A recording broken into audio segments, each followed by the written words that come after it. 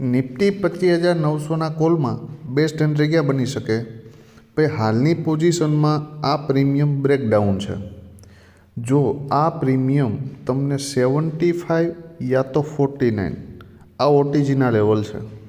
આ લેવલ ઉપર ક્યાંય પણ સપોર્ટ લેતું દેખાય, ધારી લ્યો કે 49ના લેવલ ઉપર અથવા તો 75ના લેવલ ઉપર સપોર્ટ લીધો, 94ની ઉપર એક 15 મિનિટની કેન્ડલનું ક્લોઝિંગ આવ્યું, આજે ક્લોઝિંગ છે એની ઉપર અને ફરી પાછું ડીપ આવ્યું, તો અહીંયાથી એન્ટ્રી કરી શકાય. પહેલો ટાર્ગેટ 119 અને બીજો 147.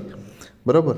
આની ઉપર એક 15 મિનિટની કેન્ડલનું ક્લોઝિંગ આવે ને તો જ આપણે વિચારશું કે એ 210 જશે, બાકી નહીં. ડાયરેક્ટ મોર્નિંગમાં ખુલતા વેત જો ગેપઅપ ઓપન થઈ જાય તો 147ની ઉપર જવું રિસ્કી છે, કેમ કે આ સ્ટ્રોંગ સેલિંગ એરિયા છે. તો પછી એક પુલબેકની રાહ જોજો ને પુલબેકથી ફરી ઉપર નીકળે તો જઈ શકાય.